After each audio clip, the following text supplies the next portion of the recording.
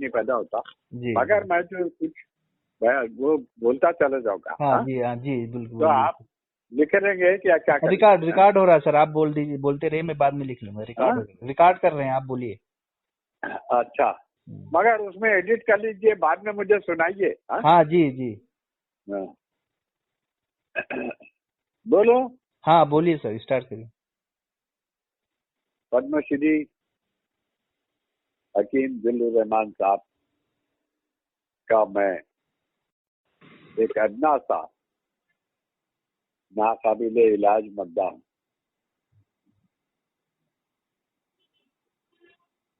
ان کی تحریر جب بھی نظر سے گزرتی ہے، میں سب سے پہلے ان کی تحریر سے، جب کسی رسالے میں جب بھی کھولتا ہوں اور ان کی تحریر نظر سے پڑتی ہے، تو میں سب سے پہلے ذل الرحمان صاحب کی تحریر میں پڑھتا ہوں.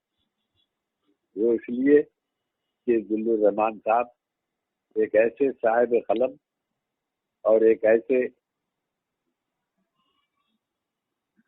صاحب قلم ہونے کے علاوہ ایسی زبانی ان کی تحریر میں ہوتی ہے کہ قاری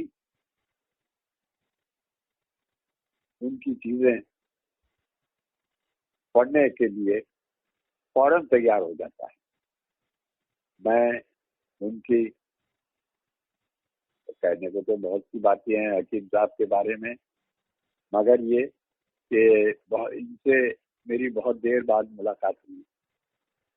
میں ان کی تحریروں کا بڑا پرانا ادعا تو ہوں ہی، اور جب بھی ان کے کوئی سب انہوں نے جب ادھر جو ان کی کتاب جیسے سرراز مسعود سے جو کتاب آئی ہے، اگرچہ مجھے یہاں سے بھی مل سکتی تھی، مگر میں نے وہ کتاب کی فرمائش کی تو حکیم صاحب کی یہ عنایت ہے کہ انہوں نے وہ مجھے دی کہ سرراز مسعود کے بارے میں جو کتاب ہے، اور آپ یقین کریں کہ میں نے ساری رات بیٹھ کے وہ کتاب پڑھی، اس لیے کہ اس کی سیدھا کچھ حصے تو میں پہلے پڑھ چکا تھا، مگر ایک کتاب کی شکل میں پڑھنا وہ ایک میرے لیے ایک نیا تجربہ تھا.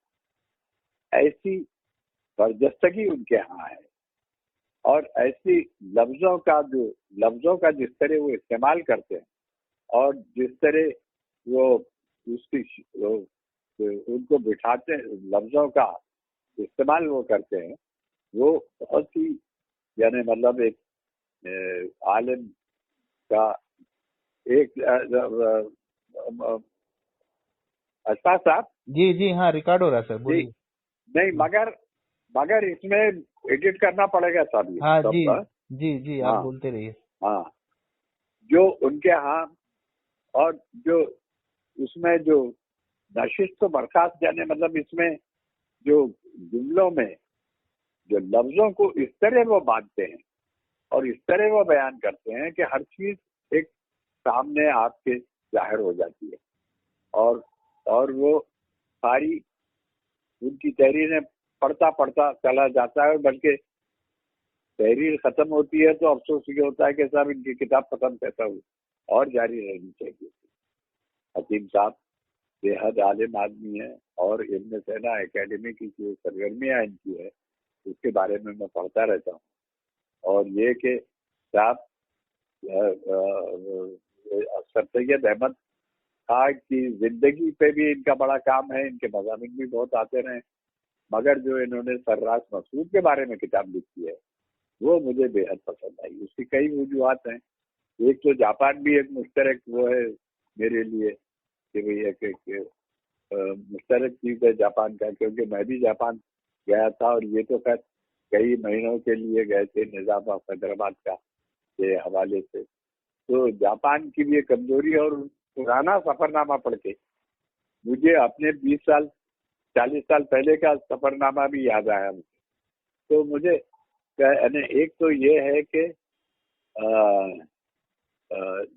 سرراز مسعود کا حیدرآباد سے بڑا گہرا تعلق تھا، اور حیدرآباد کی تعلیمی نظام پہ ان کی بڑی گہری نظر تھی، اور انہوں نے جس طرح حیدرآباد کو نظام تعلیم دیا، اور یہاں اچھا خاصا میں سمجھتا ہوں 12-15 برس یہاں انہوں نے گزارے، اور انہوں نے جو ہر دل عزیزی انہیں ملی اس کا بیان حکیم صاحب نے بڑی خوبصورتی کے ساتھ اور بڑے جامع انداز میں پیش کیا ہے. بہت سی یادیں تازہ ہو گئی حیدرآباد کی. اگرچہ ظاہر ہے کہ وہ بہت یعنی مجھ سے تو بہت سینئر تھے، اور یہ تو سینئر تھے کیا بلکہ ظاہر ہے کہ وہ بہت بڑا پرانا حادثہ ہے. مگر جس یونیورسٹی سے ہم نے تعلیم حاصل کی، اس یونیورسٹی کو بنانے میں چاہے وہ دائرۃ المعارف کا معاملہ ہو، چاہے عثمانیہ یونیورسٹی کی تشکیل کا معاملہ ہو، قیام کا معاملہ ہو، ان سب میں سرراز مسعود کا بڑا زبردست حصہ رہا ہے. اور سرراز مسعود کے حیدرآباد میں بڑے احسانات ہیں، اور نظام آف حیدرآباد نے بھی ان کو روکنا بھی چاہا. مہاراجا سر کشن پرساد نے بھی بہت ان کو روکنا چاہا، مگر وہ اپنی کچھ وجوہات کی بنا پہ وہاں چلے گئے. پھر علی گڑھ میں جو ان کا کام تھا، علی گڑھ کو انہوں نے بحیثیت وائس چانسلر سرراز مسعود نے ڈسکریج کیا، اور اسے جس طرح انہوں نے ڈسکرائب کیا ہے ہمارے بڑے نہایت جامع اور وسیع انداز میں ہمارے حکیم جل الرحمان صاحب نے اس کو یعنی اس کتاب کو لکھا ہے. اور ان کی عادت ہے کہ جب تک کہ وہ تحقیق پوری طرح نہیں کر لیتے کسی نقطے کی، اس وقت تک وہ جملہ نہیں لکھتے. تو نپی چلی تحریریں ہوتی ہیں، بہت نپی چلی تحریریں، اور وہ ان کا جو پیمانہ ہے جو ادب کا، وہ اس قدر یعنی مطلب ایک پیمانہ ہے. تو کیا کہوں میں، ان کا جو ادب کا جو وہ دلچسپ بات یہ ہے کہ میں ان کے سفر ناموں کا بڑا خیال ہوں ہمارے حکیم جل الرحمان صاحب سے. اب میں کیا یاد کروں کہ صاحب انہوں نے جہاں جہاں انہوں نے سفر کیا ہے وہاں مجھے بھی اکثر جانا ہے، چاہے وہ فرغانہ ہو، چاہے وہ سمرقند ہو، بخارا ہو، تاشقند ہو، چاہے کوئی باہر یورپ کا کوئی ملک ہو، انگلینڈ کا ہو. تو یہ ساری چیزیں میرے سامنے واہ ہو جاتی ہیں جب یہ بیان کرتے ہیں. تو ایسا لگتا ہے کہ جیسے میں دیکھ رہا ہوں، اور اس میں بہت سی جگہوں کا ذکر مشترکہ طور پہ. یہ ایک الگ یعنی حکیم صاحب کے سفر ناموں میں جو خوبی ہوتی ہے، وہ پورا منظر بیان کر دیتے ہیں. تو میں ان کا بڑا مداح ہوں. اب صحت ساتھ نہیں دیتی صاحب میرا، ورنہ میں ان کا خاکہ لکھنے کا بہت یعنی مطلب ہوں. مگر اب میری پیرانہ سالی اور یہ جو ذوق ہے، اب مجھ میں اس سے بہت زیادہ بوڑھا ہونے کی کوئی گنجائش بھی دور تک نہیں ہے. اب پڑھنے لکھنے کا تو نہیں ہے، لکھنا تو ترقی ہو گیا.